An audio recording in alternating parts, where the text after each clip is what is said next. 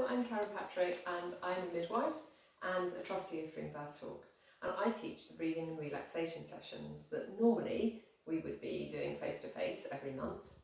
During COVID we tried to do them via Zoom, however we didn't really reach very many people that way, and so decided to produce a few video clips that just demonstrate some of the content of the classes, and hopefully you'll be able to dip in and out as you like and find these sessions useful.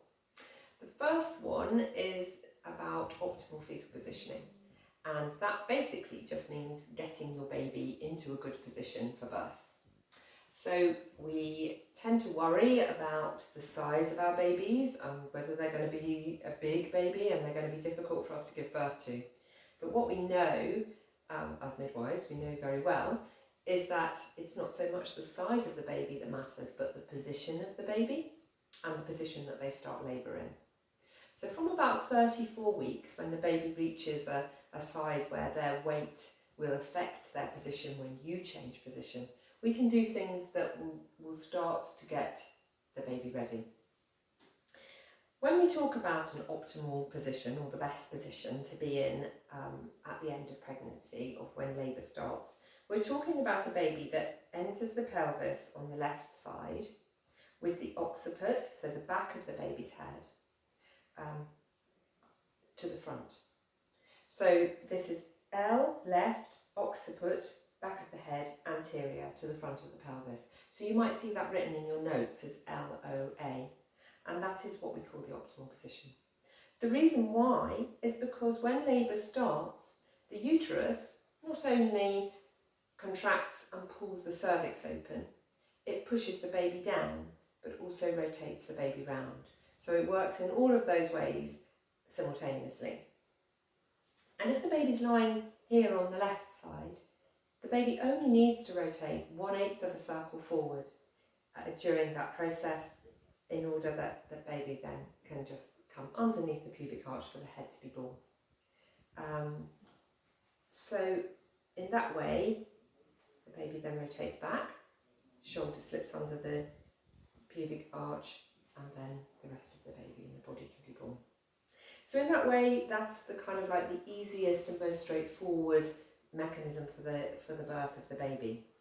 Sometimes babies prefer to be on the right side, so they are lying to the right with the occiput, the back of the baby's head, anterior to the front.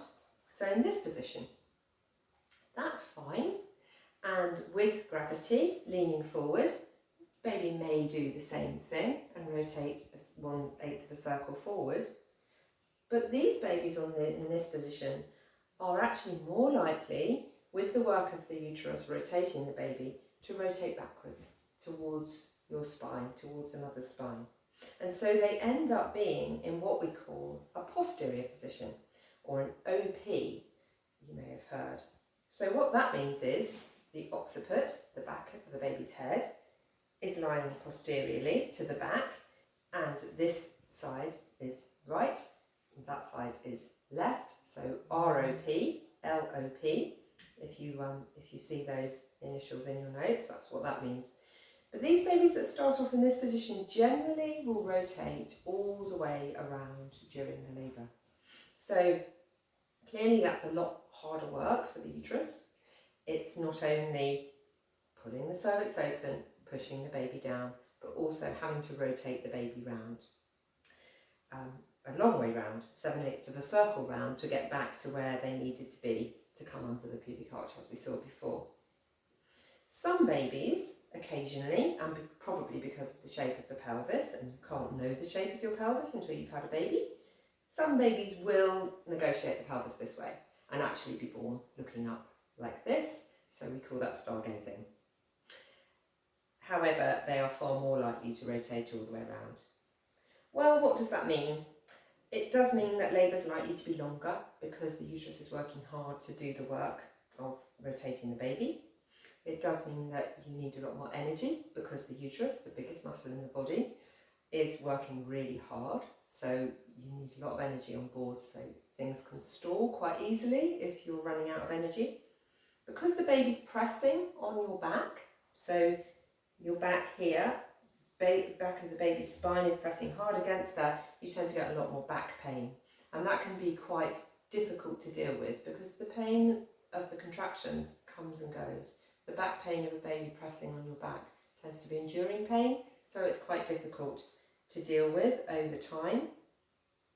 And then just to add to that, as the baby tries to rotate round the back and take this scenic route round, they have to negotiate this sacral promontory, so this lump basically that's sticking out into your pelvis at the back. And you can't know how prominent your sacral promontory is, but a baby that's trying to get round with their chin tucked in towards their chest so that it's their occiput that's coming first will struggle to do that in that position, and they will end up what we call deflexing the head, or just bringing the head upright in order to be able to get past that lump in the spine. So now, instead of having their chin tucked in, coming with the occiput, they've got their head more upright, and they're coming with this diameter of their head, so the top of their head, which you can probably see is not quite as round. It's actually not quite as small, it's a little bit bigger, and it's not as evenly shaped. So a head that's now in this position will be putting pressure on the cervix in different places, so you might get thick bits and thin bits, and it might not open up as evenly as this nice round occiput will help it to do. Also, a baby that's got their head up is much more wobbly ahead. So as the uterus is working to push the baby down, with the baby's head being wobbly, it's quite easy for the baby's head to get a little bit skew whiff, or what we call asynclitic. So then, it's not just that diameter of the baby's head that's coming, but it might actually be more like that diameter of the baby's head. So the baby's actually kind of coming like this, kind of like bent up, and the uterus is continuing to contract to try and move the baby down into the pelvis, and everything just gets a bit stuck. And rightly, babies say, I don't really like that, that's not very comfy, and they start to show signs of distress. And so there's a greater chance that these babies will need to be born with the help of possibly forceps to straighten the head back up, help the baby to finish that rotation around, to come to where they need to be, and then they can come underneath the pubic arch. So it's not all doom and gloom, it's just understanding a process. And if there's something that we can do to help to not get into that situation, then that's got to be good. Babies will turn if they want to turn. If they don't want to turn, or if there's a reason why they can't turn, they won't. You won't be able to do any harm by doing any of the things that we're going to suggest. But a lot of the things and helping babies to get into good positions continue right into the early stages of labour. When your uterus is contracting, that can sometimes be the best time, especially if your baby's just lying to the right, to do the forward leaning positions that will bring the baby forward and stop the gravity of taking the baby round to the back, so counteracting that. So that's what we're going to be working with. So what do? So from 34 weeks or so pregnant, but you can get into good habits earlier, we want to be in positions where the pelvis is open at the top. So we've got knees lower than hips, so the pelvis is nice and open and the weight is dropping forward. So let me just show you from the side. What I've got here is a little step stool. You will never regret buying one of these because your little ones are going to be climbing up to the hand basins and sometimes climbing to get to things that you don't want them to get to. So handy little step stool with a cushion on the top for a bit of padding. And then just sitting so that you're kind of perched on the edge. So you don't need to kind of like have the whole stool between your legs, which would be uncomfortable, that you're just perched there on the edge, so your knees lower than your hips, nice and open, and that actually gives you a lovely support for your back, so you can sit up quite tall. That in turn drops the weight of your belly, of your baby belly down, and can sometimes make it a little bit easier to kind of like breathe and to eat as well. So if you've got a nice high coffee table, this can be a great position to actually eat your dinner in, because you might find that you can actually manage to eat a little bit more than when you're sort of like sitting at the table normally. So, little step stool with a cushion, dropping the weight of the baby forward, encouraging the baby into this position and helping the baby to stay in this position. Any forward leaning position is going to encourage the weight of the baby to be dropped forward. So if we're trying to affect the position of the baby, for instance, if you know your baby's lying to the right or even towards your back, then we start off by being on all fours, or again, using your little stool with the cushion on, because sometimes it's difficult to wait there on your wrists at the end of pregnancy, and just rocking your hips in this way. So what we're trying to do is to make a hammock, really, with your tummy muscles. They're going to go back afterwards, don't worry, so that the weight of the baby is dropped forward.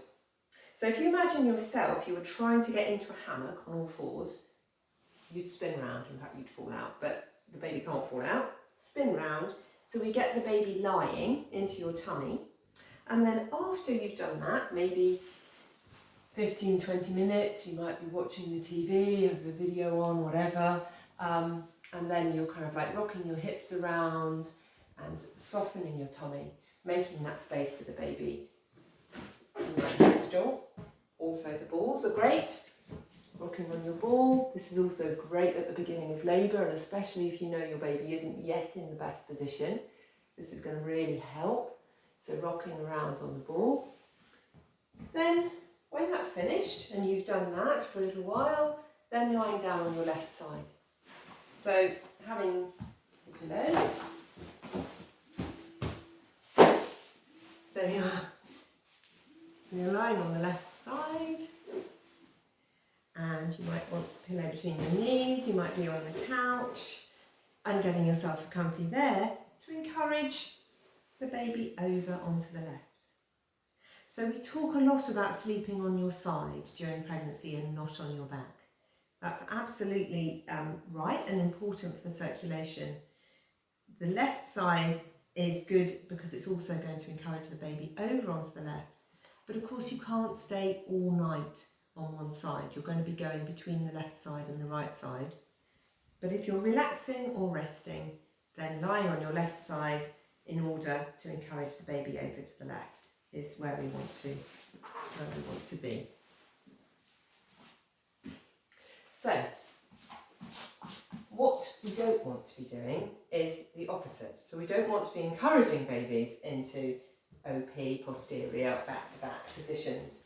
And what causes that? So, basically, probably the worst thing to do is, after a long and tiring day, you might have been at work or just had a tiring day, you get into the couch and you're in this position.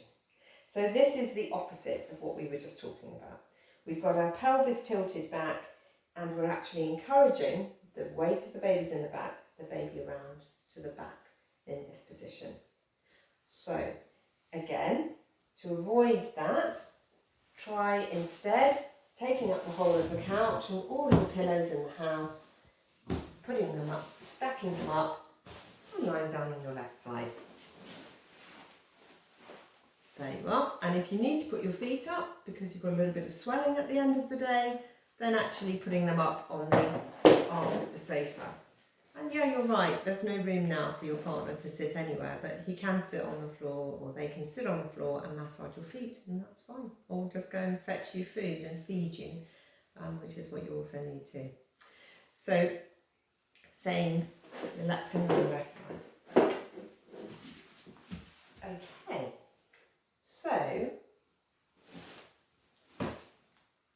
I think we've come to the end of this session about the position of your baby and getting your babies into good position for birth.